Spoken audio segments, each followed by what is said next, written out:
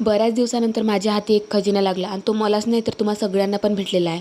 व्हिडिओला लास्टपर्यंत बघा, तुम्हाला नक्की समजेल तो काय आहे. तर सकाळी सकाळी माझी इथे छान पूजा वगैरे करून झाली होती आणि माझ्या व्हॉइस ओव्हरकडे तुम्ही लक्ष वगैरे देऊ नका, कारण माझी 2 दिवसापासून तब्येत म्हणजे ठीक नसल्यामुळे मला म्हणजे व्हॉइस ओव्हर बरोबर करता नाहीत. पण कसं आहे ना, आता काम हाती घेतल्याच्यानंतर ते पूर्ण करायच लागेल.